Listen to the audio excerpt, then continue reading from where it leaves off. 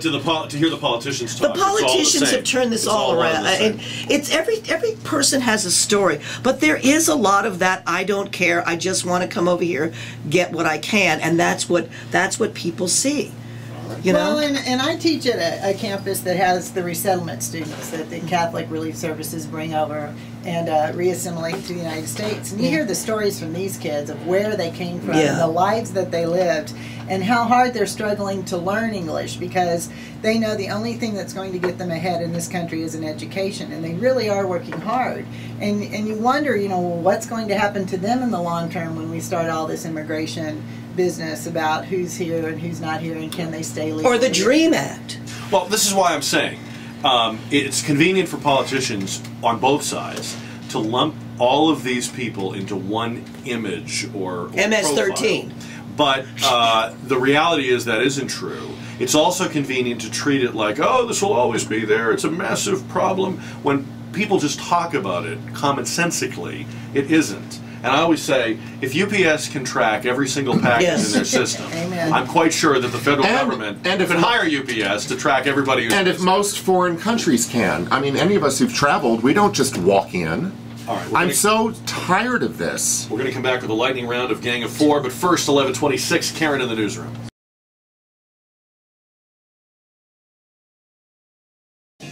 You're watching the Gang of Four. It's a groovy time. Oh, yeah. But I have a card. I use my card for everything. I pay for everything with my Southwest card. I stopped using credit cards. Okay, here we go. It's like my ATM card. KTSA News Time, 11:33. The Gang for the final few minutes on today's Gang of Four. Lisa Hunt, Ken Slavin, Lightning round. and Kathy Meyers. They know it so well. Lightning round time on Gang of Four. All right. For starters, there is a lawmaker who says it isn't enough that we've banned smoking from restaurants and public places. You should not be smoking in the presence of your children. It should be against the law to smoke in the presence of your children under the age of 14. What next? What state? New York. Brown shirts.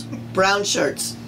Yeah. There are already, by the way, several states where it's illegal to smoke with your kids in the car. Yeah. Well, I wasn't paying attention to that. When did that happen? No, yeah. Let's see. Maine, Louisiana, Arkansas, California. You can't smoke with your kids in the car. Oh, I have seen people in Louisiana smoking with kids in their car. Listen, in Louisiana, the kids in the car. Oh no, they're going to get down on you to stop that smoking in the car. But come on over. I'm not defending smoking. I'm not a smoker, and I don't think you should smoke in front of your kids. I mean, I don't think it's the right thing to do. But honest to God, will just everything have to be a law? I mean, no? That's what it feels. If that's what it feels like, as opposed to common sense or public service to learn about health, it is becoming everything.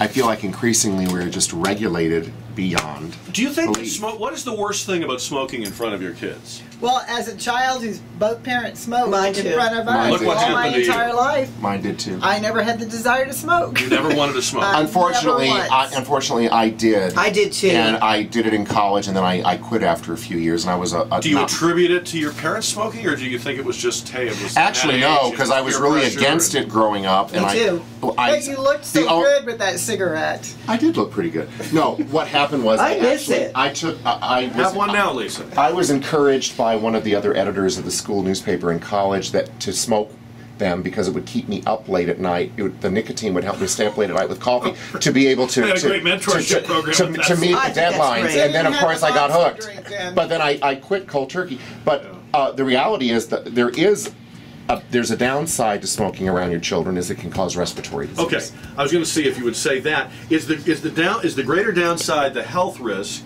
or is the greater downside that somehow it promotes smoking? Well, my mother smoked. My mother actually died from smoking. And I was appalled by it when I was like a teenager. And then I started smoking. But I didn't start smoking because she smoked. I think I just started smoking because I was thinking about this as a kid. My parents did not smoke. They stopped smoking when I came along, and they didn't smoke at all while we were growing up. But as a kid, I remember thinking that adults who smoked always smelled bad. Yeah. And it was kind of gross. So your parents should smoke. So I'm thinking parents should smoke, heavily. Well, my in front of their kids. father to really drive home the point that this is nasty. Work in the Meyer household. when my father would have had a few drinks, which was frequently, he'd be smoking and then he'd hold up a cigarette and he said, "Don't ever do this. Don't ever do this." And you're like, "But Dad, why are you doing it?" And my dad's answer was, "Do as I say and not as I do." My dad's Love answer, you, Dad. My dad's answer was the back of his hand. All right. The LA school district this week, as part of school districts are leapfrogging each other to see who's going to be the healthiest and the school lunches. It's like With none of the money they Does have. this have to do with Jamie Oliver? No, listen. First it was the vending machines. Then we're not going to have sweets. We're not going to have this. The LA Unified School District, no flavored milk. No chocolate milk, no strawberry milk, no vanilla milk. I mean, it's milk. Exactly. I mean, if you can have get kids to on drink a television, little milk, I agree. put a little chocolate they in just it. did that study that kids are drinking fewer sodas now and more milk. Let them more- have some chocolate Yeah, milk. milk's fine. Stir a little Sugar. Ritalin Milk. into You know, it. don't whatever. take all the joy out of life. Cow's okay? milk is for baby cows. We You don't have your enjoy whole life this to be life. miserable, right? Right. You have your whole life to be on a diet. When Ken and I know that. When I was in grade school, they had a break in the afternoon in Catholic school, and you went into the cafeteria and you had chocolate-covered graham crackers and Oh, chocolate that milk. was so good. Oh, not Yeah. anymore. Now that would be child abuse. They'd take you away in handcuffs. And some kid's going to be allergic to the cracker and the graham. Oh, I don't remember any allergies like that, but I do remember some kids keeling over. No, I'm kidding. Where did Hey. all the allergy stuff come from? How can this guy? How is it that 38-year-old Paul Gutierrez of Elgin, Illinois, is still single? Listen to this. He's 38 years old. He's a limo driver. Makes about 40 grand a year. He has promised that he will donate half of his income, about $20,000, To his wife. to charity. If someone will help him succeed in finding a wife. He says he's tried everything from Russian mail-order brides, shockingly that did not work, to online dating sites, but has been turned away by thousands of women. They all want perfection, he said. Height, weight, job. I don't even come Take a close. shower. He launched a blog, Handsome Paul, in which he gives 38 reasons why women should date this 38-year-old lonely man. And one of the reasons is that he's so generous. He's donated to local charities, and now he says that he will give half of his income But to someone has who he can had- find him a bride. What does he look like? Well, what Ken, does that why should that matter? That's what's wrong with our country. Ken. I don't know, there's no picture. Look, there has to be a chemistry. There must be something about him. I mean, there must be something about him that's keeping people away. No, it's It might be the 40 Yeah, as Lisa says, who cares? I don't it's care. it's That's, He that's, drives a limo. He can drive the pretty people. that's lightning round material. no. I want to know what you think. I mean, I can't imagine anyone wanting to have someone in their life that badly.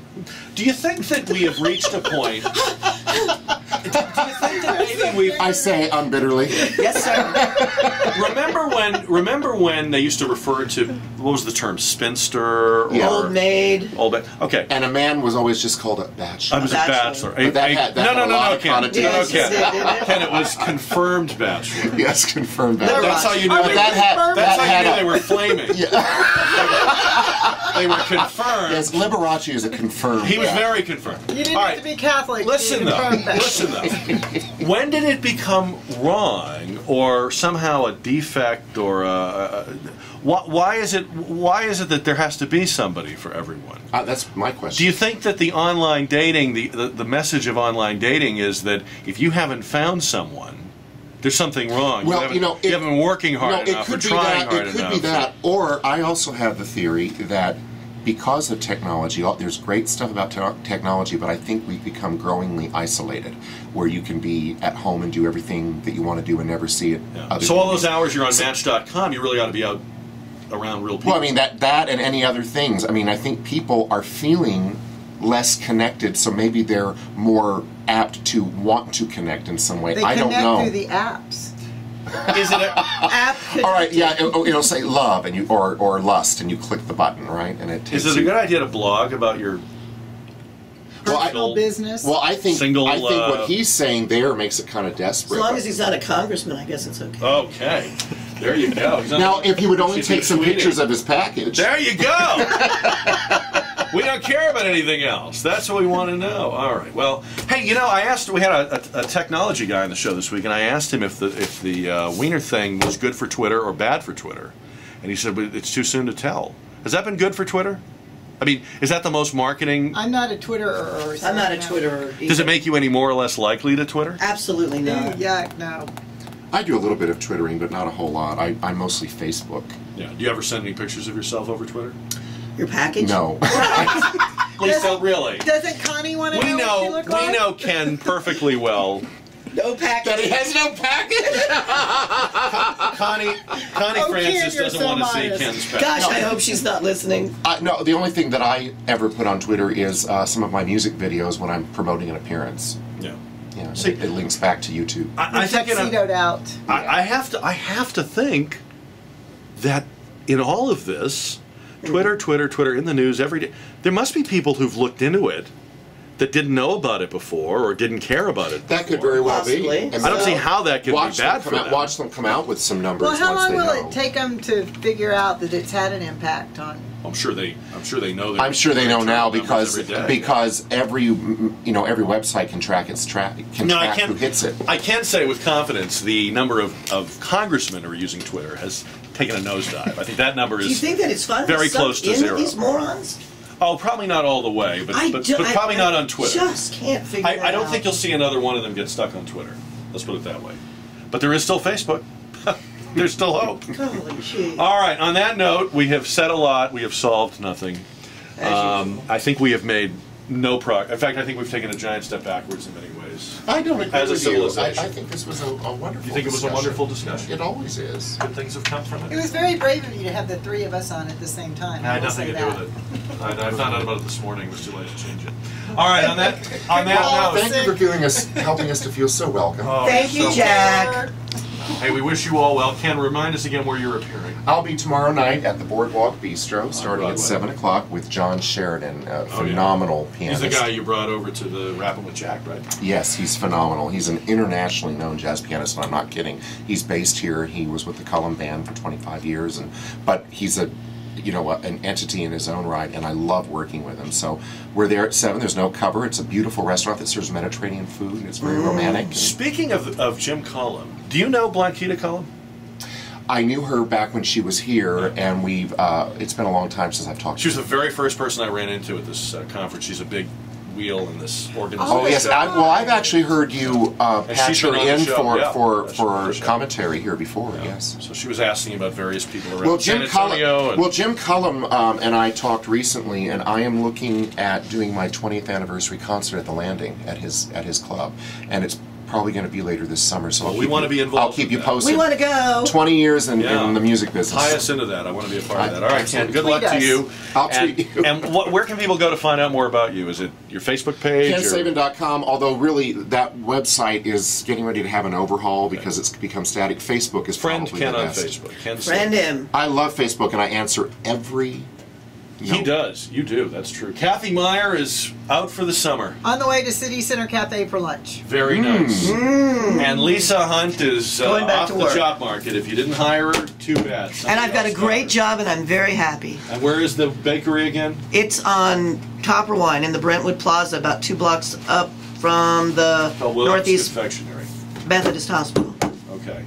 Thank you, Lisa. Thank you, Jack. Feel loved? Have we made you feel loved and affirmed? I am very happy to That be. my work is done. Taylor Trash, and we come right back from the newsroom. It's 11:45 on KTSO.